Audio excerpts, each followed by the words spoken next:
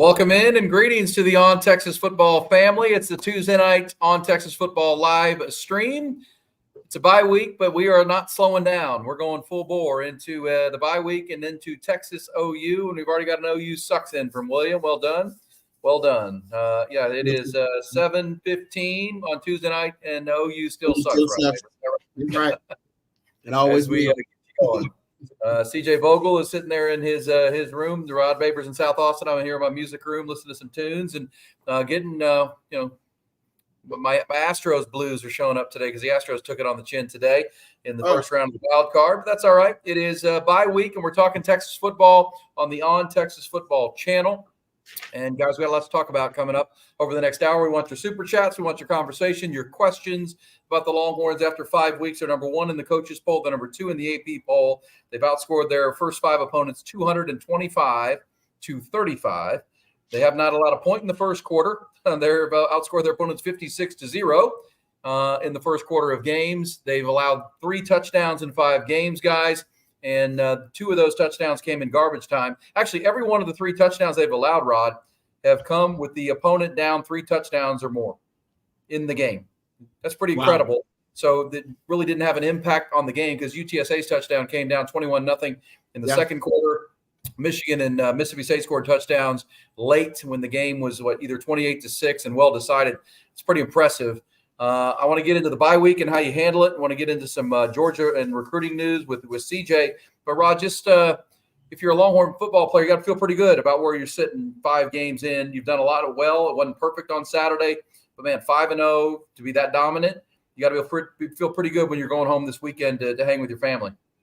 I think this is a perfect place for the bye week for the Longhorns, right? They need it for some positions, especially the running back room, which is banged up. But right before the toughest stretch of the schedule so that you can recommit yourself. Hey, what's up, Ashley? So you can recommit yourself and get that R&R right before that real tough stretch of playing Oklahoma, that emotionally exhausting game, and then playing the biggest game of the season for you when you're going to face up against a top 5 team in Georgia. So I love the bye week. I love where it's at, and I love even more how this team has played so far. They've shown you they got a championship ceiling. And I was talking to Coach Bob Shipley on the winning drive, and, I feel because, for these last 15 years, we've been really critical of the Longhorns, and they have deserved the criticism, right? We've been analyzing them and really dissecting how they're not playing up to the standard. And this year, they've played more to the standard than any year I can remember since 2009, right? They've been consistently playing to that standard. And Mississippi State, they did not play to that standard. First time, I think, all season long where we will say, all right, the team that didn't play to the standard that they have been, discussing, and that championship standard that I think they all think that they are capable of. So, I think it's fine. It was a wake-up call. The wake-up calls happen for teams all throughout. I had wake-up calls. And listen, our wake-up calls, we didn't always win them. Sometimes you get a wake-up call. The best wake-up call is the one you win. I know you got wake-up calls that I played, and we lost those wake-up calls. That's not the kind of wake-up call you want. All right. So I think for this team to have a wake-up call where they didn't play to their standard and yet still able to beat a team by 20-something points says a lot about the ceiling for this team. So I think they're deep. I'm not that concerned about what I saw versus Mississippi State.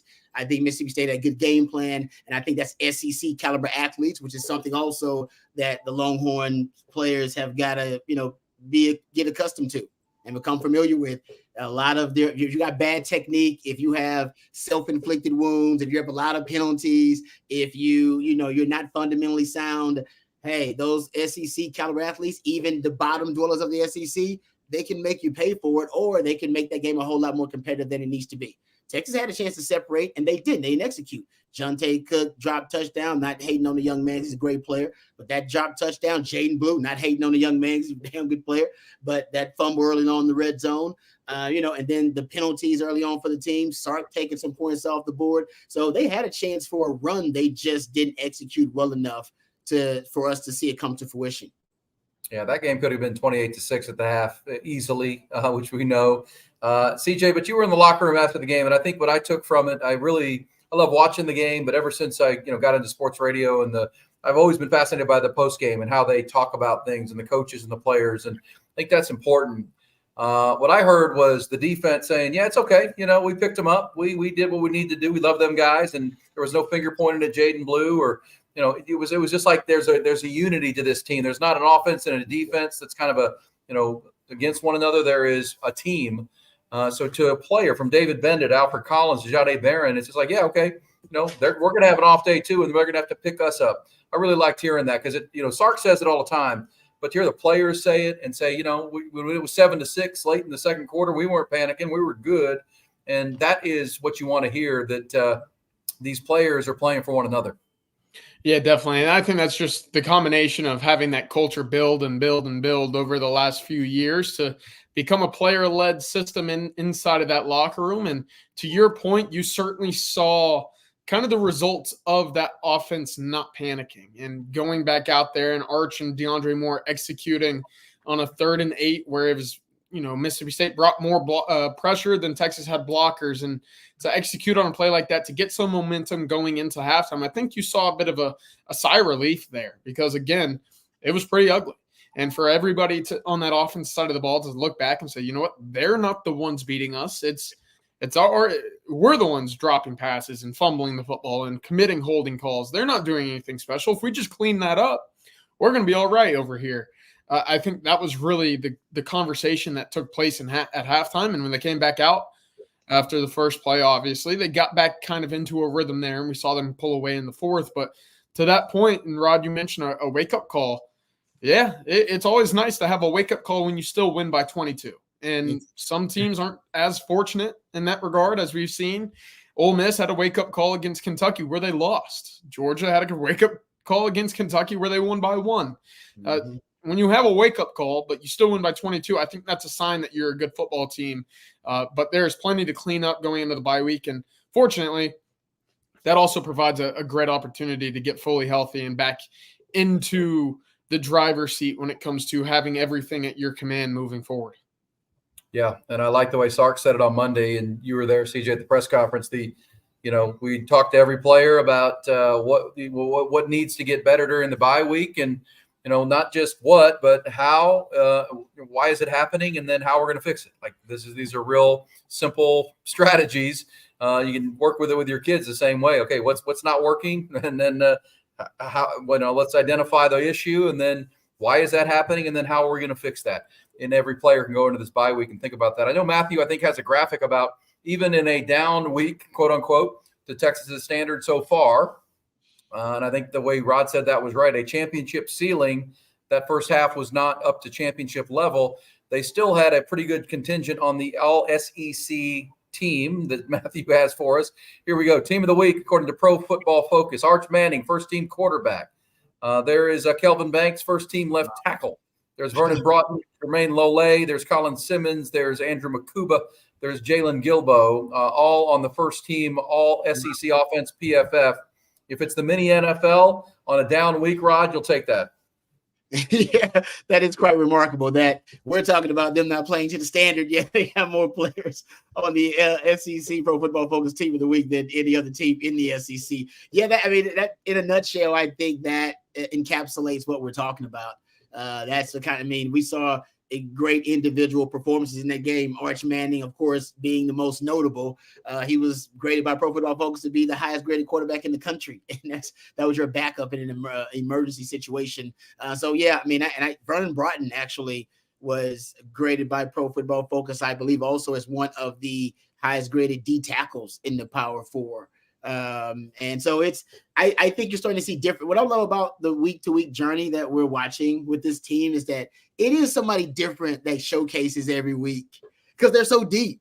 They're so deep. And they're playing so many guys. And CJ, you went over the kind of the reps that guys are getting. You were talking about Colin Simmons. You're like, guys, think about how many reps he's getting.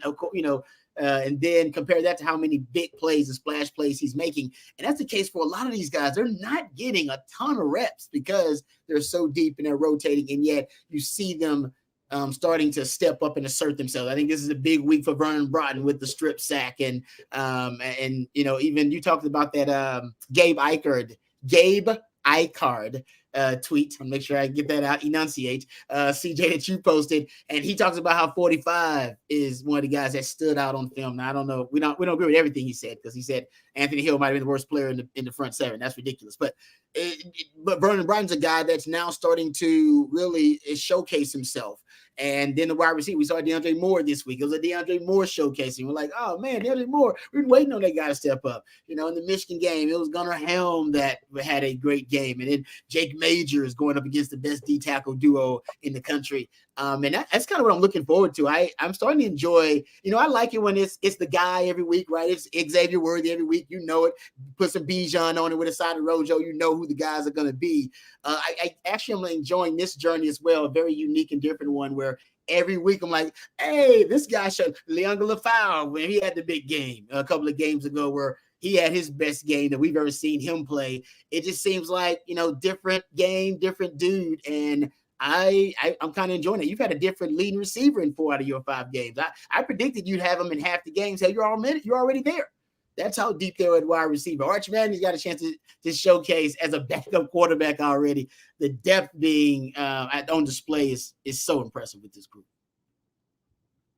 Yeah, 100%. And, it's somebody every week. And, obviously the week before it was Jaden Blue that had to have the big game because Trey Wisner was down and not playing. And Jaden Blue has a rough day, puts the ball on the ground, and Trey Wisner steps in and steps up. And, that's the kind of stuff that I think is real special. And CJ, you were at the post-game news conference. How surprised were you in the media to see Jaden Blue out there answering the questions? Just, he got benched in the second half. He let his team down a couple times. That point was made, but there he was sitting there answering questions about the tough day he had. And Sark, I thought it was really important that Sark said afterwards, I'm going to call Jaden and remind him, what a good player he is and how important he is to our team and in our season. There was some good moments there that they can build on for the long haul. Yeah, I know that certainly wasn't, the great taste in your mouth that you want to have after a 22-point victory if you're Jaden Blue, right? You didn't have your best game. You didn't see the field in the second half after the first play. And, you want to be a contributor when your team is winning, right? I think at the end of the day, it's great that you add a tally to your win total, but you want to feel like you did something. You want to feel like you contributed to the guys in the locker room that you go in and fight for and, battle with every single day in practice. And I think it speaks to the maturation more than anything of Jaden Blue, a guy who, there might have been some question marks coming out of high school. He didn't play his senior year. He wasn't a guy that saw the field much his freshman year. He kind of came onto the scene a year ago. And now you started asking him to be that guy this year because of the injury to CJ Baxter. And there's a lot put onto his plate, probably more so than anybody else this year than you would have expected at the conclusion of 2023 because of what had also transpired throughout this room. And so for him to go out there and have all this pressure and to not play well, but to still sit back, talk to the media and kind of diagnose why the day didn't go his way, it's absolute growth by Jaden Blue. And he mentioned that to us. He said, yeah, I don't think I would be here if this happened last year. I don't think I would have been here if this happened 2 years ago.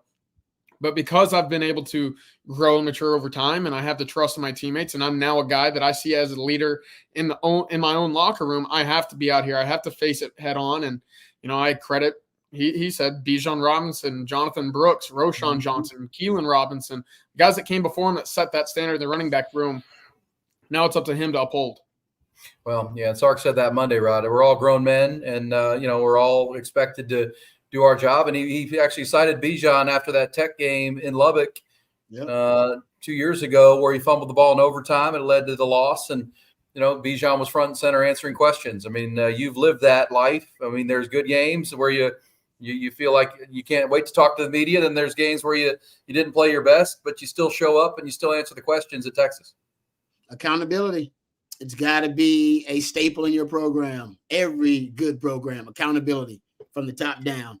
Even Sark, right? Sark straight up said, hey, man, that guy that took them points off the board, that was a dang coaching mistake. Right after, like, hey, and that's on me. That's a man in the mirror moment. That's the accountability talking about. Immediately take the accountability. Immediately after the mistake. Don't let it linger. Don't explain something away. No excuses. Accountability from the jump. And everybody down that that hierarchy understands that because of Sark, because Sark holds himself accountable. That was to me, and that him benching Jaden Blue, that's him following through with it, letting everybody know, hey man, just so y'all know, this dude had the best game of his life last game, and he wasn't playing to a certain standard in this game. He's not executing. He's on the bench, and we're deep, so we find somebody that can do your job if you can't do your job. Yeah, I thought they're be accountable. It gives me chills. I remember when we got to that point around 2001. Do your job and be accountable. If you can't, then get off the field because there's another guy that can do it. We got one. We got dogs behind you. I love that. And you've been there. Rod, speaking of been there, how do you handle the bye week? I mean, most of our viewers here on the On Texas Football channel haven't played to the level of football you have played. How important is the bye week? How do you handle it player to player? I mean, you can only speak for yourself, but what do you think is important this week for these guys to get not just physically refreshed and healthy, but mentally? It's been a grind since they started in August with training camp, 5 games in. How do you maximize these days off? Yeah, you hit the nail on the head. I mean, recovery mentally, physically, spiritually, as much as you can get in. So you'll get your practice in, you'll get your workout started. I think they're going to practice till Thursday and give the guys Friday, Saturday, and Sunday off. So some guys will go home, see their families. Some guys will just stay in town. Everybody's got a different journey after the practice because some guys got to get to the training room and they got to get some of that in because they got to get treatment because they're dealing with some nicks and they want to make sure they're completely healthy or as healthy as they can be. Other guys, maybe, you are a player and you say you've noticed something in your game, a negative aspect of your game you need to work on. You've got a little bit of extra time. I used to do a lot of self-scouting. I'd go into the film. Coach Keenan, I'd ask him, hey, I need our game copies and I need practice film on me on one-on-ones and in team. I need to see where I going into the season, the first, say whatever it is, 6 games of the season, where I'm flawed and if I'm regressing somewhere. And that's something I need to look at. Is it the footwork? Is it my hand placement? Or my eyes in a bad place? Searching for the perfect rep. So I went into because I didn't have a lot of injuries. Thank the Lord. I didn't deal with a lot of injuries. So I was into self-scouting, trying to make sure that I was at my best. And then you do extra because the game plan's already in for the next week. So you can obviously put in extra work. And this is perfect. I don't remember us having a bye week before Oklahoma. I'm not sure. I mean, that's a big opponent to have before, after a bye week. That's a perfect time to have it because you can put in the extra prep. But if it's not, an opponent that, obviously is a huge game, you can decide to put in extra prep or you can devote that extra prep to self-scouting, introspection, that type of analysis as well. So I oftentimes did that, and I thought it was really, really helpful for me to improve my game. And then I'd also do some diving on our next opponent. I could, probably look at, a couple of opponents down the line if I wanted to, but I think usually I would take that time to look at the next opponent, get a little bit deeper into. All right, CJ, take us into your weekend without a 12-hour day on Saturday. What will CJ Vogel do to improve himself on Saturday? Well, yeah, that's a tough one on the bye week. I'll be up in St. Louis for a wedding. So, there you go. Perfect. That means sitting up there, hiding the phone and watching whatever Texas A&M Missouri game we got on. Georgia's playing. I know that there's a few games, but we got a wedding. We're celebrating. What a perfect time, though, to have a fall wedding on the bye week. That worked out perfect. Okay. I don't know if that was organized, but yeah, as we said, leading up to this, this is the good weekend for it. There's not a great slate. You could probably even catch the A&M Missouri game and still make the wedding and all those things. Sugar Daddy says, how we doing, boys? We're doing good. We're talking Texas football on a Tuesday night, and the Longhorns are 5-0. But that's good stuff into the bye week. So the Longhorns headed to the bye week. One of the conversations, CJ and Rod, about coming out of the weekend and coming out of 5 games in and 2.5 games for Quinn Ewers, 2.5 games for Sark. 2.5 games for Quinn Ewers for Arch Manning, and Sark talked about it on Monday. They've really had a chance to really assess their quarterbacks, and we know Quinn's quarterback 1. I thought on Saturday night, Sark, as usual, said it perfectly. He said he's our quarterback, he's our leader. We need him back. But to get this time, and boy, gosh, just for the TJ, your realm is recruiting more than most. I mean, for them to get on the post game on their first SEC game on the SEC network, and to have Arch talking, and then Coach Sark talking about I was ripping his ass in the headset, and I came here for hard coaching. I mean that's got to resonate with parents, coaches, quarterbacks. That the Mannings chose this coach to rip his ass, even while he's sitting and could be playing somewhere else. I mean, that can't be lost on people that family chose here and chose Sark. Sark kind of spoke about it on Monday, and he kind of, I don't want to say talked around it, but they have a pretty good track record with coaching quarterbacks. There's something there that we all got to see, that even when he had that line, that performance, which was an A+ performance, you saw it on PFF, highest graded SEC quarterback, he was still getting his ass ripped in the headset. That's good stuff. I mean, that resonates with parents and players and coaches. It's a perfect advertisement for Steve Sarkisian, right? He just went 26 of 31, and he's sitting out there talking with Arch with his arm around him, celebrating a 22-point home victory against a conference opponent, saying, yeah, I wasn't too pleased with how he was playing. There's still moments where I wasn't happy. And Arch sitting there saying, yeah, I felt like I got better as the game went on because I was getting coached better and hard. And, and for folks that sat there and that saw the clip that was going around of Sark saying that about Arch, I mean, what more do you want? Now you're seeing the accolades and the recognition that's coming in afterward of being coached hard. And that's the Pro Football Player of the Week or whatever. You see the grades, you see the accolades, you see the stats, and it's all because of the hard coaching. And it's all because of, the ability for Texas to go in there and to say, hey, we have a plan for you. We're going to coach you hard. You're going to see the development, and then you'll go to the NFL, because that's why you came to choose the University of Texas and play for Steve Sarkisian. And right now it's showing up on tape. That's for sure for Arch. Yeah. And Rod, you played with a hard driving coach who demanded a lot, and you didn't get your feelings hurt when it was hard. Arch said even after the game, hey man, you guys should come to a practice. It's pretty intense. It's pretty intense at practice. You know what I mean? You guys should come out there. But props to the Manning family, Cooper Manning and the family, that's what they want. And it's, you always hear it from Nick Saban, and I've heard it from you a million times, Rod. Great players want to be coached hard. I mean, if you want to be great, you want to be coached really hard. You were just talking to our On Texas Football audience about the extra work you did to be great, but you want to be told that, you're not always perfect, right? This is what we're seeing that you could be better at. That's important. And I think we're seeing that in that small conversation throughout the whole program right now. Yeah, I think Sark understands what that young man is capable of and his ceiling. And Sark's taken I believe, some of the burden that if he doesn't reach that ceiling, meaning he's not in New York sitting down one day for the Heisman or being taken top 10 picks as a quarterback, it is probably on Sark somehow, right? Yeah. Somehow your system either failed him or development failed him. And I think Sark is going to make sure that's not the case. So even when those great plays where everybody's patting him on the back and talking about how great he is, he's going to be meticulous in the detail that he's coaching him with. And I'm glad when they played those comments, and CJ, you were there for one of them where Arch was talking about you should come to practice, and it's pretty intense. And when Sark is talking on the field in the post game by the field reporter right after the game, and he's saying, I'm coaching him hard, right? I'm on his arse all the time. I'm ripping his arse, right? They were both kind of laughing. They were both laughing about it. And I think that's because they both understand the assignment. Like, yeah, I'm gonna coach you hard. It may get a little bit intense, but no, it's all in love. And it's only because I see the potential in you. I see how great you can be. And I cannot allow a moment to go by, a moment wasted, where we are not pushing you to that greatness constantly. Because if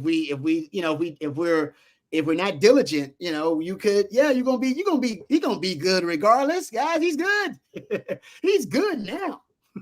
Hell, man, he can go start for 90% of the schools right now playing college football. Easy. Yeah. Go start for some top 10 teams right now potentially. All right, but that's good. That's not great, and I don't think they're gonna settle for good. They're not gonna settle for really good with him. They want to push him to greatness. That's why the Mannings decided this is the spot for you. That's why they're not going to rush it. All right, because you can't rush greatness. They're not going to rush it. They want to coach him hard. And they want Sark to be, detail oriented and meticulous about his approach. He's in the right place because Sark's all about the wide receivers, stacking that room for him, stacking the O-line with big humans, and a great offensive system as well. And then all the resources of NIL at your disposal at Texas. You couldn't ask for a better spot for a quarterback than University of Texas right now. And that's what they're proving to all the best quarterbacks around the country. Yeah, you want NIL, you want it all. Texas is a spot. 100% true, CJ. I mean, that's you said great advertisement. It reminds me of the whether it was created or real, the Baker Mayfield, Tom Brady comment. I thought stressful was not winning championships. You know what I mean? I thought that was more stressful. We want to win championships, and Sark has said he's obsessed about winning one, and then if he wins one, he wants to win another, and that's what he wants his players to bleed and believe too. It really does speak to where the pressure of the program is. You got to put, when you have all this talent, you got to put internal pressure on yourself to keep getting better. But it does speak to where they are. I love that quote from Brady. I mean, whether we agree or disagree that Brady's doing a good job on Fox, for him to say, I thought stress was not winning championships. That would be stressful for me to not win it. That would drive me crazy. I thought that was perfect, and I think it kind of sums up what Arch and Quinn are talking, or Arch and Sark are talking about. Totally agree. Yeah. Absolutely. And the other thing on top of that is, do you get stressed in those situations? Because right now we saw Texas get hit in the mouth a little bit and they responded well in that second half. And to me, that's a team that carried over a little bit of what happened a year ago where you won a Big 12 championship, you made it to the college football playoff, and you're able to sit back and say, yeah, we've faced adversity before, maybe not this year with this team, but we have a good locker room. We have the guys that have been there. We got good leadership, and we're going to come back out there, take care of business, and make this a game that shouldn't be close, and it wasn't as close in the second half, obviously, but that's a great sign of what is mentally there in the locker room at the moment. Yeah, you don't need joy in the locker room. You need stress and achievement is really the goal. That's the when everyone's playing for one another, the ultimate goal is higher than yourself, without a doubt.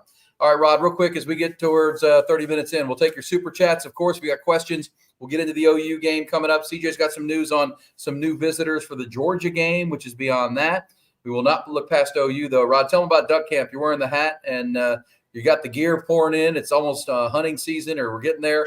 Temperatures are going to cool down. Tell them about Duck Camp and why that's the best gear out there. No doubt. I love my Duck Camp gear. I got more coming. Trust me, it's coming pretty soon, and I'll be sporting that. Go to duckcamp.com. You can check out their new fall selection. It is fantastic, and go check it out now because some of that stuff sells out because it's really cool. They produce premium outdoor goods for the outdoor spirit in all of us. Duck Camp is dedicated to providing the best outdoor goods so you can outdoor good, whether you're an avid hunter or you prefer fishing, or if you're like me and you prefer the camaraderie of the campfire and the campsite. Duck Camp is a brand that understands the culture of outdoor living and the good times and good friends that come along with living an outdoor lifestyle. So check them out, duckcamp.com. We appreciate them sponsoring our Tuesday night live stream. Go to duckcamp.com.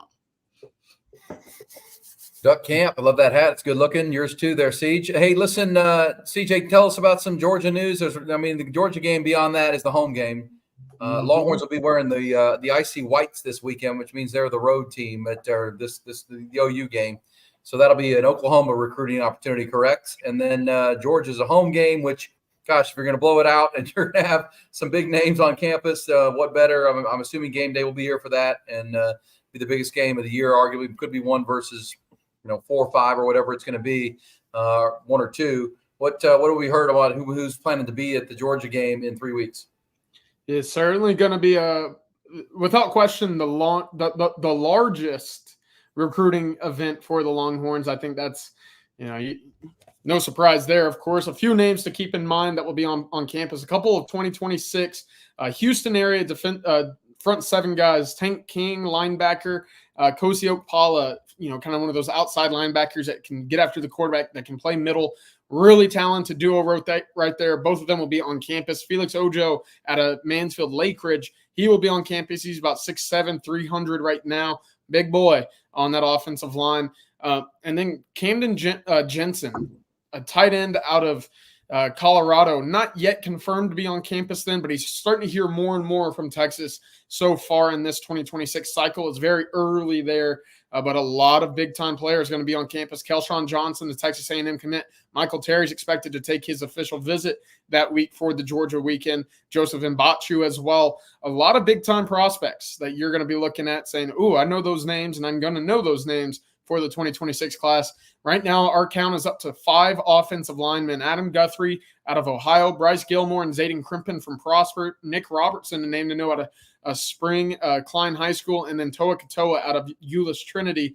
Right now, these are all really, really, really talented offensive linemen. So a lot to look forward to for that Texas-Georgia game, not just on the field, but for the recruits. And, we've seen Texas knock it out of the park already with a number of cool features for these night games under the lights. I would expect that game to be no different.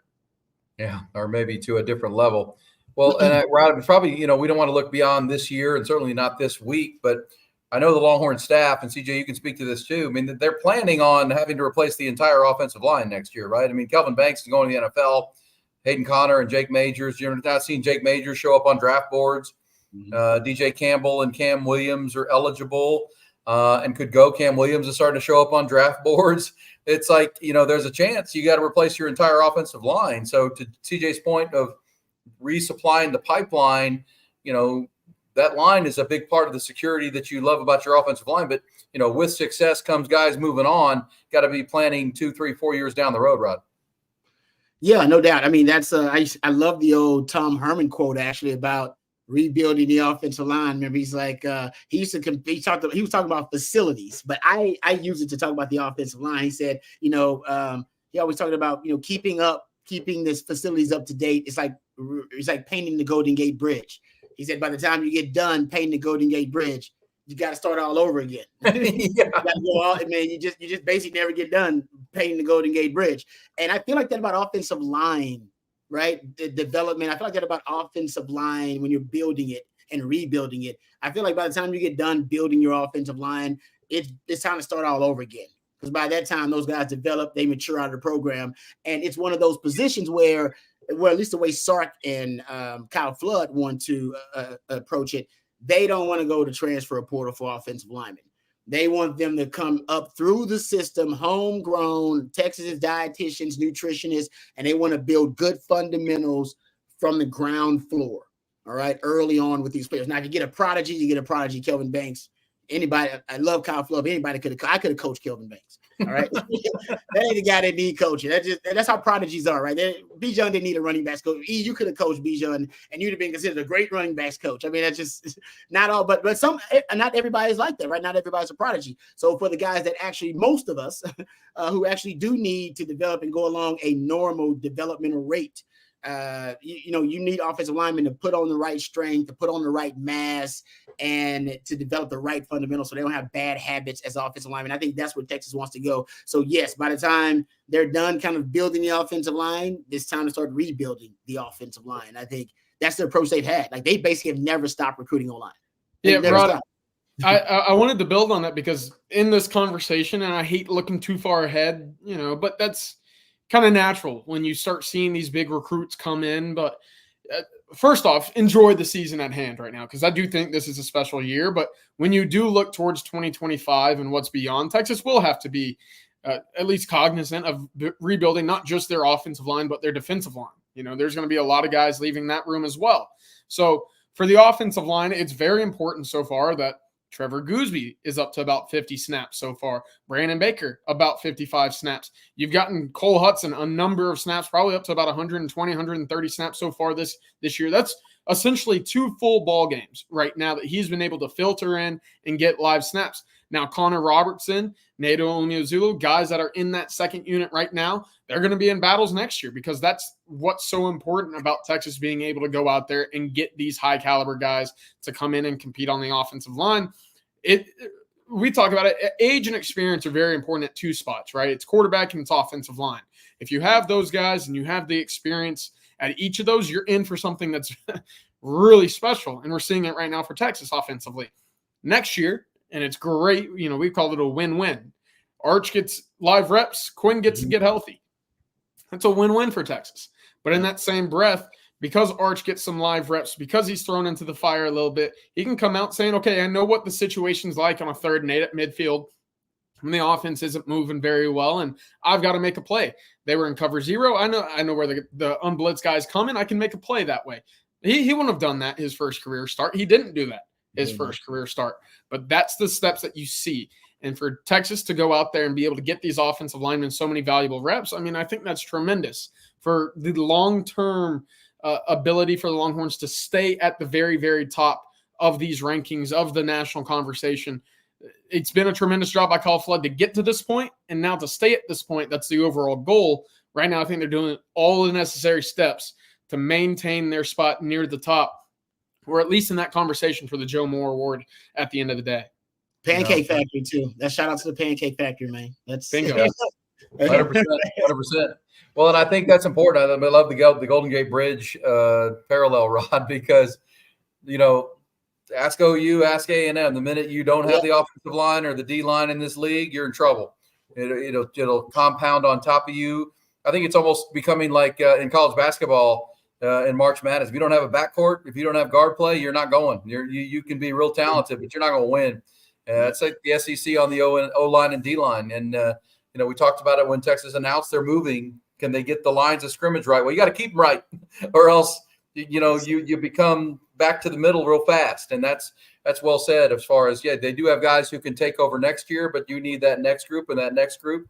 It's a never ending cycle of developing and identifying on the recruiting trail the best players, because if you don't have it, it's a killer in that conference without a doubt. All right, here we go. Any updates on Mitchell or Bledsoe? What's the take on the D-line portal transfers so far? Let's go ahead and jump, because Daniel, thank you for the super chat. That's wonderful. Yeah. CJ, go ahead and jump in. That's Sadir Mitchell and Dre Bledsoe. Yeah, thanks for the super chat there, Daniel. We'll start there. Sadir Mitchell was not on the sidelines. He did not suit up this past weekend for Texas. I don't know what his future might be here in Austin.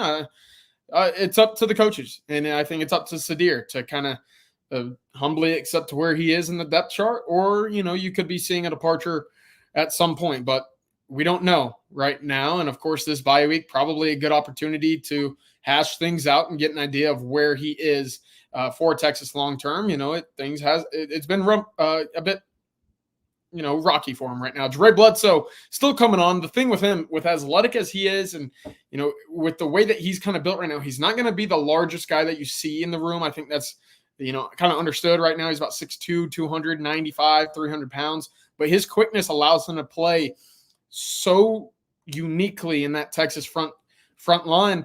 What is a challenge for him, and what's a challenge to get him onto the field right now, is when you play at that level and when you're that quick and kind of undersized, what can you do in the run game? And right now we're seeing teams look at Texas defensively and say, well, we don't want to let those pass rushers pin their ears back, and we know how opportunistic that secondary is.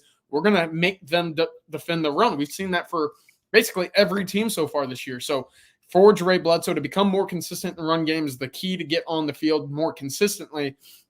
What's been maybe a very surprising development so far in this defensive line room is Tia Savea. Where's he kind of been, right? I think there might be some redshirt conversations for him right now. And, I don't think he saw any snaps against Mississippi State. He didn't see any snaps against Michigan. And if that's the case right now, if you're not going to play against, your first SEC opponent and your first real big test non-conference, long-term, barring injury, what's the path to get on the field if you're not getting snaps?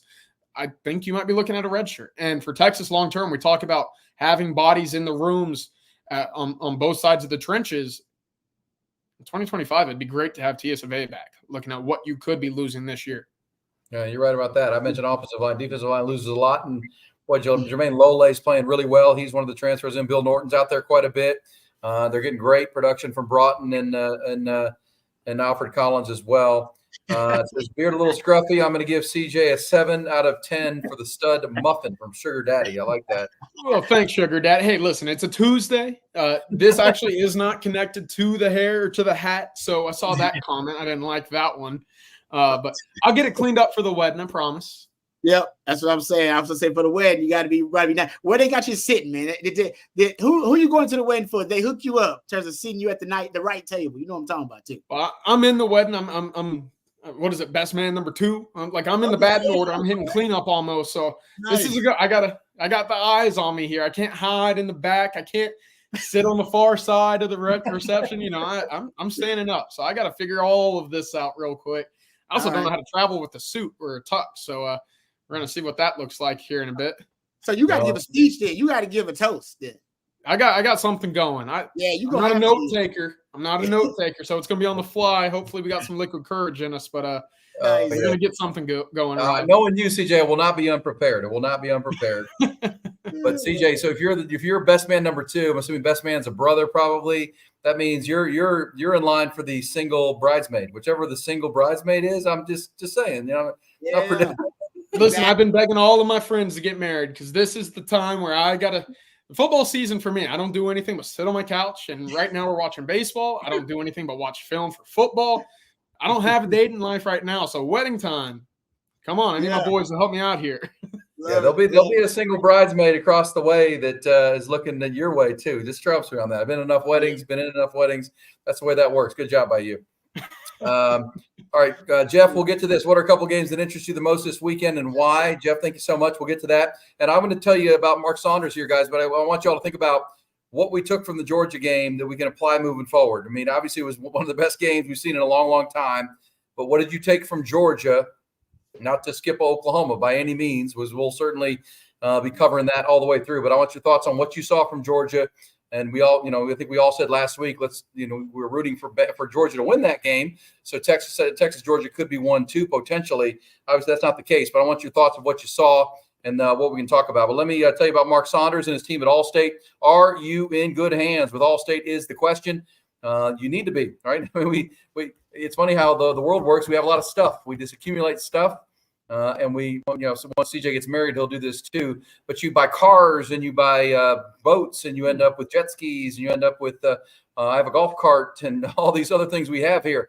Once you have them, are they all covered? Are you taken care of within that realm of the stuff that you have? And that's where Allstate and Mark Saunders come into play. You want to put your head on the pillow every single night and believe 100% that you're covered with that and ask yourself that question, that are you in good hands? With more than 35 years of experience, you will be every night as you go to sleep. With Texas alum and UT grad Mark Saunders, he is the best. He's Texas Allstate agent Mark Saunders, the only insurance agent you'll need for everything that you have, your home, your car, your boat, your motorcycle, RV, ATV. Looking for someone local, especially in the Austin, Round Rock, Williamson County, Travis County area, give Texas Allstate agent Mark Saunders a call at his office. 218-8571. That's 218-8571. So again, as you go to sleep tonight, after we get done with our chat tonight, are you covered in good hands? More than 35 years of experience with the Texas alum Mark Saunders, you will be. Plus, you can talk some great football and talk Longhorns all season long, all year long with Mark. 218-8571 is that number, and you'll find him. All right, guys, the game itself was incredible. I mean, you can't write a script like that and it wouldn't hold up in Hollywood if you sent it as a screenwriter. 28-0 to 30-7 to 34-33 to what we saw, the plays, the incredible things. But what did you take away from Georgia? Rod, let's start with you because you watched the film different than most. But what did you take from Georgia that makes you feel good or concerned about the matchup in 3 weeks? I haven't started digging deep into Georgia's film all season long. I did get a chance to watch that game. I think Georgia can beat Texas in different ways, right? Texas is used to taking away a team's identity offensively and taking away their identity, forcing you to beat them left-handed, if you will. And they take away your strength. And then at one point, based on the run by Sark on offense and the complementary football, you have to abandon your identity essentially against the Texas defense. And I don't know if they'll be able to do that with Georgia because they'll be able to run the football if you want. So you're going to take away things strategically, situationally, as opposed to just no. Game plan is to take away Colorado State. They're an air raid team. Let's take away the pass, make them run the football. Michigan, they want to run the football. We're taking away the run. We're going to see if they can beat us with the pass, which they know Davis Warren can't do. The thing that's a little concerning for me is that if Georgia decided they want to, use the power running game against Texas, something that Mississippi State tried to do to stay in the game and keep it competitive, they can do it, of course, better than the Mississippi State. And they may try to go that route if they wanted to try to take shots downfield, get behind the Texas DBs when they got some one-on-ones. I think that I know they have the athletes to be able to get success there. I think Texas is up to the task, but it's still Georgia, and they got like athletes like Texas. So what concerns me is the Texas defense won't be able to necessarily just take away, an identity or take away a strength, because I think they have enough athletes that they could beat you in a number of ways. Offensively for Texas going up against that Georgia defense, I can't wait. I think Sark's actually going to have a pretty good game plan going up against that Georgia defense. I don't know why I feel like that, because of what he did against Alabama, and had Quinn ready to go for that game 2 years ago. And I still go back to that quote Nick Saban brought up. He called them squeeze splits. And Nick Saban said, man, I hate playing Sark because of them damn squeeze splits. Squeeze splits are just reduced splits, compressed and condensed sets, those really tight formations. He called them squeeze splits. And he said he hates that because it messes up their pattern match coverage, throws off the leverage. You have to play off. You can't play bump and run really with those condensed, compressed sets because of the rub routes, a lot of different things. And at the end of that statement, I'm paraphrasing, but he said, Kirby Smart's going to have trouble too. He said, I'll put up the quote. You remember that, CJ? Say, oh, Kirby's gonna have trouble with it too, because essentially the basic fundamentals of the basic ideology of their defenses are pretty much the same. The presentation may be a little bit different. They could be using some different mechanisms and concept, but they still have the kind of the basic principles. And Saban was like, he gonna have trouble with it too. And that went back to that. And I think Sark's gonna have a hell of a game plan ready for Kirby. When I didn't have the familiarity he had with Saban. But I think Sark's been ready for this game because he understands only a few human beings have beaten Kirby Smart. Kalen DeBoer now joins that club, right? That exclusive club of human beings who are coaching that have beaten Kirby Smart in the last years. It ain't a lot of them that's active that have beat him. Hell, shout out to Tom Herman. He's one of them. Tom Herman, yeah. Tom Bo Herman's got one. Herman, right? Yeah, Tom Bo Herman got one of them, right? It ain't easy. And I think Sark wants to join that exclusive list. And he knows how big that game is. He knows what that game means to the program. Sark's been prepping for that game in the offseason. We know it. He ain't going to admit it. He might admit it because Sark's pretty forthcoming, but he's been putting in extra prep in that game, doing a lot of prep on Georgia's offense. And I wonder in this game, in that game versus Georgia, of course, what new tricks he's been like saving. Sark's always got something in his bag ready to go for big games that you don't usually see. And I think he's going to have something special ready for that matchup too. And again, CJ, it's not to overlook Oklahoma at all, but at the same time, that game, I mean, it's the most dynamic offense that Texas will see. Even down 28-0, he still threw for 439 yards and 3 or 4 touchdowns and put them in the lead with 2 minutes to go. That's the most dynamic offense, just at least on paper in the regular season, they're going to see this year. Which is crazy because I don't think it's a Georgia offense of years past. And I know they were able to come back to take the lead there against Alabama, but I think that was more that offensive line providing protection. And I think Carson Beck's a really good quarterback. I think he wasn't good in the first half. I think that game actually started exactly how I thought, and that was Georgia couldn't separate. They can't separate. I don't think they have wide receivers or playmakers offensively that we've seen in the years past. They don't have a George Pickens. They don't have a Brock Bowers. They don't have a Ladd McConkey. They don't have guys that can win that one-on-one. And when Alabama's up by 28, Rod, you tell me. I mean, you're playing defensive back. Yeah, I just don't want to get beat deep. Let that clock chew. You can take your 7-yard slant because as long as I'm not the one allowing the fight song to play and get that deficit to narrow, I'm doing my job right now. Fortunately, the Georgia defense stood up and they didn't allow anything to happen for Jalen Milroe in that second half, which allowed for Georgia to kind of dink and dunk their way back into the game. You look at Arian Smith, you look at Dylan Bell. They're talented. I don't think that they're game changers like, in years past when Texas had to go up against a Nick Anderson at Oklahoma, a Deion Burks against Oklahoma this year. There's not that guy right now for Georgia of an Isaiah Bond or even a Ryan Wingo where you look at it and say, we have to know where this guy is at all times. And against an Alabama in that first half, there was nothing going offensively for Georgia because they just couldn't separate. And that when you can't separate and that pass rush is able to get home, bad things happen. And we saw that. So I don't know. It's going to be the best offense that Texas faces through 6-7 games so far this year. But where is it on the actual scale of good offenses this year? I question it. I mean, coming into that game, they were 82nd in the country in points per drive scored offensively. It's not a good offense by any means. And we saw Kentucky absolutely clamp them down. So I don't know. Well, they're and going then, to be and good. then at halftime they had 7 points and giving up a safety. So that there's that too. So and Rod, I will say this. I mean, if you do see Alabama at some point in an SEC title game or beyond, you better have a plan for number 4. Because Jalen Milroe is something. I mean, that guy was something else in that football. I mean, obviously Ryan Williams, but Jalen Milroe, there were times like Michael Vick out there. I mean, running around, running away from people, slinging it. And as Kirby Smart said after the game, he could be the best running back in the country if he wanted to be, and he could throw the ball. Deal with that.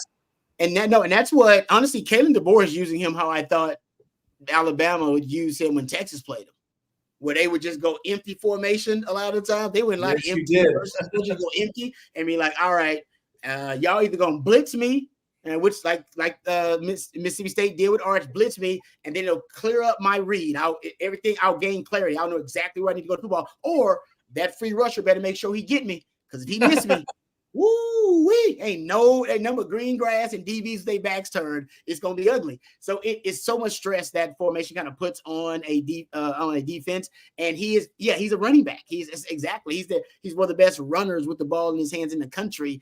And so it just presents a conundrum when you spread everybody out, give him easy pitch and catch, easy reads, kind of first read progressions, if you will, and half field reads. And then he can just decide if that ain't there, I got to beat one guy and go. I can do that all day. Get to the corner on that dude. I can do that all day. And it's dangerous, man. It's scary. So I'm glad Texas has seen him before and now sees how Kalen DeBoer is probably going to use him. But that's a deadly combination, because I don't even know if Kalen DeBoer's had a quarterback like that. No. And I think that was the big question for Kalen DeBoer is we know Jalen Milroe is not the most precise passer, but what he makes up for is obviously with his legs. To see what and how he's been able to be used by DeBoer, who I think we would all agree is one of the best quarterback offensive coaches that you'll find in all of America. Up there with Sark and Kiffin and Riley. It's been tremendous. A great marriage so far. And could you imagine what that Alabama offense would look like right now with Ryan Williams on one side and Isaiah Bond on the other? Oh, wow. Woo. I didn't even think about that. Damn. Oh, that would be scary.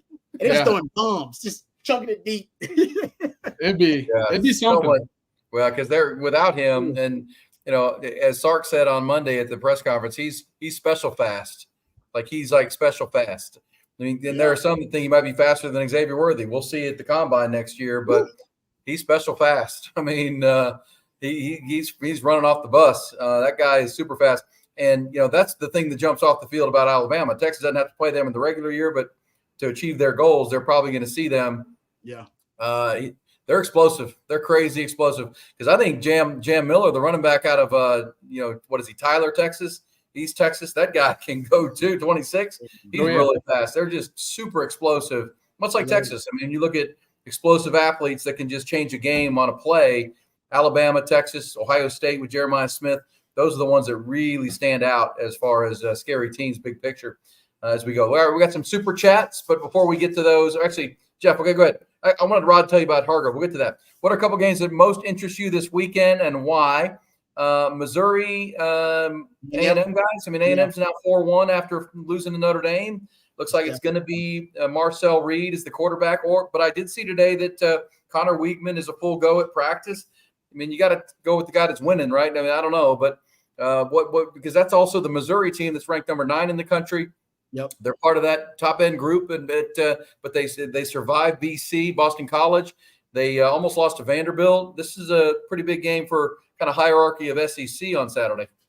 The difference with this Missouri team is the defense. Actually, they're playing top 15 level defense, I believe, right now in Missouri. Now, I don't know if that's going to last throughout the season, but this is probably one of the best defenses they've had in a little while. I believe right now, actually, they're number 8. They're 8th. Texas is what, top 3, and I think they're like 8th. They're top 10 as well, scoring defense. Yeah, that game's going to be really interesting because, A&M coming back to Wakeman, we assume, at home against really the only other team that has a pulse so far, aside from maybe an Arkansas team a week ago. For me, that's going to really be a determining factor if Missouri's a team to look out for, because they haven't looked good in teams like Boston College or Vanderbilt. They've played very close. They went to overtime against Vanderbilt. They were a top 10 team coming into the country. I think some even had them as high as 5 in some polls. They've not played to that standard, I would say. So big opportunity right now for Vanderbilt to silence a lot of folks. I do think A&M is favored at home. So whether that's a surprise or not, the other game I want to look out for is Washington and Michigan. Michigan, the underdog in this game. So let's see if Washington can have come back. And I believe they lost a week ago, right? That was a close game where they missed 3 field goals and they lost 21-18 or something like that. So big bounce back opportunity for them. And hey, can I interest you guys in a Big Ten conference game between Minnesota and USC? Anybody? Any takers there? Hey, you know what I'll be watching, Rod? I'm going to watch your former defensive coach, Dwayne Akina in Arizona against Texas Tech. That becomes a pretty big game in the Big 12. They're 4-1. They just beat Utah. Dwayne Akina is doing a great job, by the way. I watched that game against Utah Saturday night. That's not surprising to you, Rod, but that's a really good defense. They got the guy McMillan in the back end. I mean, they're good. That's a good defense. And they had some good. They had good athletes. Noah Papita making throws. Yeah, man, they got some good athletes there at Arizona, and hell, Johnny Nansen knows that. You took a couple of D linemen with them, that the defense would have been a little bit better, probably. Yeah, I like that. That's an interesting game, and that whole Big 12 thing. I mean, somebody's going to make a playoff spot. I don't know who's going to win that. Deion Sanders' team's now 4-1. BYU's 5-0. Oak State, K-State, Arizona. I mean, it's going to jumble itself out. That thing's crazy. What game are you looking at, Rod? Anything? No, I like that. Yeah, I like that Texas A&M Missouri game. Another one I think I'm just interested in to see how Ole Miss bounces back. Yeah, they're gonna play at South Carolina, I believe, and I'm not saying South Carolina's a great team or anything, but they're decent enough that if Ole Miss has some real issues, then we'll see if that. Mac Brown always say, "Don't let one loss beat you twice." We'll see if that Kentucky loss beats them twice. Because I didn't get a chance to watch that Kentucky game, so I don't really know how it all happened for Ole Miss. Their offense is explosive, and they got some playmakers on defense. I want to see how they bounce back, though. They'll be interesting. There's a path. Going back to the Big 12, there's a path for Colorado. Listen, I was as big of a naysayer about Colorado this year. I didn't think they had really the offensive line or the defensive line to be physical in the Big 12, but you look at how that conference has started to play out right now, and I don't know if there is a good football team in that conference. We're sitting here 5 weeks in. Iowa State's undefeated, the highest ranked team in the conference, and they're number 16. So to give you an idea of how the rest of the country is viewing the conference at the moment, they're off right now. Colorado's off on a bye week this week, and then they come back against Avery Johnson and Kansas State.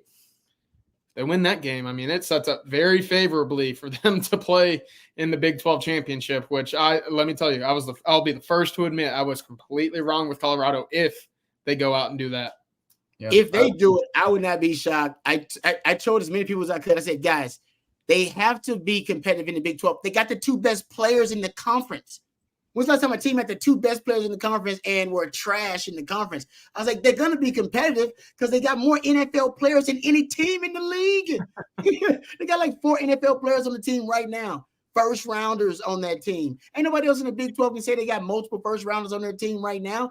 That alone is why I was like, guys, they're going to be competitive in their league.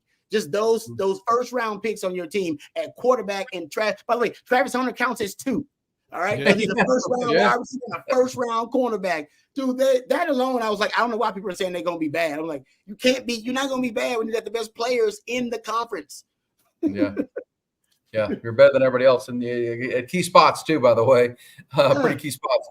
All right, well, that's interesting, and obviously one of those teams is going to make the 14 playoff and be a top 3 or 4 seed, which everybody's going to talk about. Well, should that be true? But I always say this about that, like to get to 12, they had to get the votes to get to 12. So this is the concession that goes into the votes. If you're going to have 4 conferences, the commissioner has a vote, and you're not going to get the votes if they don't get a guaranteed spot. And I've already seen stories from ESPN this week that Big Ten, SEC are meeting to try to get to 4 guaranteed spots each, and continue to phase out the other conferences. That's coming. I don't think there's any doubt. But for at least for the next 2 years, this year and next, the ACC and the Big 12 will have a top 4 spot guaranteed to them. This says, Rod, will we see PK and Nansen reach deeper into the bag of tricks next week? thoughts on Texas not blitzing that much this season? Justin, great question. Well, this will be a great one for next Tuesday too, and I'm going to write that down so we get into it on our Tuesday next week, closer to the game. But look, I'll just say this, and that'll lead us into our little OU look. Of the five, like I looked at it today, CJ and Rod. I know you guys both look at stats. I go to the NCAA stat page all the time. Statistically, the Longhorns have played 5 teams, and this is the worst offense statistically they've played. Oklahoma. That's like, crazy. As you go through the numbers, it's the worst. It's really down there in pretty much every category. Do you have to be exotic to beat Oklahoma defensively? Becomes the question. Having watched most of the Auburn game, that game was. Auburn students were leaving in the fourth quarter. It was over. It was that bad, and all of a sudden, the next thing you know, Auburn went Auburn, and they blew it, and Oklahoma did what they do, and they forced a big turnover and swing the momentum. But that game was really one-sided for most of it. Let's not get overconfident or get too far ahead of ourselves on the Oklahoma conversation. But what scares you about that game? What's your initial read on that game? What scares me about that game is that anything can happen in that game, and we've seen it when Texas was not competitive in the teens, and they came out there and were right there till the end. And Oklahoma trotted out several Heisman-winning quarterbacks, and for whatever reason, it was a close game every year for the most part. What gives me confidence in this game is, well, you watch Oklahoma, and they're not a good football team. So that's, the eye test is telling me, yeah, Texas should win this. You look at it on paper, and you said Texas should win this pretty big, right? I think Vegas even came out this week and said that they're 13.5 or 14-point favorites. But on that same hand, you look at it and you say, well, Texas has had that bad shoe on their foot, right? And they've had a close game. And so anything can happen. I think that's the big thing. What gives me a lot of confidence is Texas has a better offensive line, the more experienced offensive line, the better quarterback, and the more experienced quarterback. That is a big point in this game. And, it's always fun whenever you hear Sarkisian talk about it, right? It's an away game for half of it. And then on the other side, it's a home game. And you just want to be on the side where your fans are yelling and screaming for you and not at you. So if that's part of it, that can rattle maybe a young team that is putting in a lot of guys that haven't seen, a lot of meaningful snaps so far this year, then, again, I like Texas's chances there. Yeah, 14 seems heavy, 13.5, whatever it is. But still, if Texas plays their A game and Oklahoma plays their A game, I still think it's a double-digit win. How do you guys think Michigan's defense compares to OU's defense? Fair question. Rod, what do you think about that? Different strengths. I think the strengths of the Michigan defense were kind of isolated, right? They had the best D-tackle duo in college football. So I think their D-line was their strength because they're Josiah Stewart, the defensive end, also a really good player. Will Johnson's one of the best corners. So I would say D-line and then Will Johnson at corner. More the D-line was their strength. And then especially the interior D-line. And then Will Johnson's known, as the best corner in college football. Oklahoma's defense, in my opinion, it might be the most opportunistic defense in college football. Yeah, I believe they're second in takeaways, CJ, if I'm not mistaken. I think they got like 13 of them on the season, somewhere around there. They're a havoc-minded defense. They make a lot of havoc plays. Havoc plays just splash plays by the defense. Any basically big play by the defense, a forced fumble recovery, interception, PBU, sack, tackle for loss. In that department, they're fantastic. I want to say in sacks, they're also top. I'm going to say they're like top 5 in sacks as well. Actually, I think, they're number 2 in sacks. They got 18 sacks on the season. That's number 2 in the country. So they're number 3 in the country, I believe, in takeaways, number 2 in the country in sacks. That's what worries me. Because Texas has had a couple of giveaways this season, right? Turnovers, and their pass protection has been good, but not great. At times, it's been a little leaky in pass protection. Now, I think some of that is just because Arch holds onto the ball a little bit longer, time to throw, and you've had that split. Quinn, I got to look at sack rates, but Quinn gets rid of the ball really quickly. So I think against Oklahoma, your offense, you'll have a little bit more efficiency with the offense with Quinn. So maybe that insulates the pass protection, but the havoc plays they make on defense, that concern me because you can keep it close. Just making a few of those havoc plays in the game. But offensively, yeah, man, they're going through an offensive identity crisis. Now, Longhorn fans know this well because Longhorn fans went through one for like 8-9 years. And I fear they might be on the verge of one because they got issues in a lot of different places. Quarterback, O-line. They're not sure about the coordinator and the play caller. The wide receiver position is talented, but it's injury riddled right now. Some people don't believe they got play-breaking running backs back there, guys who actually, there's some guys that move. They got a lot of running backs that can move the chains, not guys that can change the game. And so they may be in the verse by an offensive identity crisis. Easier to solve in the transfer portal NIL era, but still that's not going to win you or compete in the SEC. It's not going to win you a lot of games in the SEC. Good point. It's 100%. Well, that's what the Tennessee game was. Tennessee dominated the game, yet at the end it was a 10-point ball game. You know what I mean? Like the havoc plays you talked about, Rod, kind of kept them, and they fly around and they knock people's heads off and they make plays on defense, but their offense is really, really bad. And Texas should be able to get their hands around that with a week to prepare. But I do like the SEC's doing this as they're scheduling. Like Georgia and Alabama both had a week off. Texas and OU will both have a week off to get ready. That leads to these huge games and huge conversations. All right, guys. Rod, tell them about Hargrove Roofing and our great friends there, and then we'll send them off and be ready for the rest of the week and into the bye week. But Hargrove is certainly saved the best for last, my friend. Yeah, no doubt. They have offices all over Louisiana, Arkansas, and of course the great state of Texas, including Austin, Texas. They are the most pro burnt orange roofing company out there. They have right now partnerships with lifetime Longhorn Bert Arbin, also a lifetime Longhorn Stevie Lee, who joins on Texas, actually joins the winning drive on Mondays, courtesy of our friends over at Hargrove Roofing. Also, they can help you out with a free roof inspection. You can't beat that. Free 99, best price you're going to get. You give them a call, 512-645-3202. Let them know if you got some concerns about your roof, or maybe you just want them to take a look at it. Maybe it's been a while. Maybe you've never had your roof done. Just got into that home. Our friends at Hargrove Roofing, they can help you out. Superior, reliable service from Hargrove Roofing. And trust me, folks, you want to know who's on your roof, and you want Hargrove on your roof. HargroveRoofing.com, 512-645-3202. Know who's on your roof with Hargrove Roofing. All right, guys, good stuff. Siege, enjoy the wedding. If I don't see it I won't see it till next Tuesday. Rod, enjoy your bye week. Here's another one. Clean up that beer. I like that. I like that a lot. I'll get it going. I'll get the Manscaped going. All right. That's nice. Good stuff. Thanks for all the super chats, guys. That's awesome. Thank you to Hargrove Roofing. Thank you to Duck Camp. Thank you to Mark Saunders and his team at Allstate. You're in good hands with Allstate. You're in good hands with the On Texas football team. No doubt about it. Appreciate being a part of it every Tuesday night. And our watch along, of course, coming for the Texas OU game from Fair Park, as a matter of fact, or near Fair Park. We're excited about that. Hey, guys, have a great night. And thank you to Matthew for all the work he did as well to put this thing together. And you guys have a great week. Hook 'em. Y'all have a good one.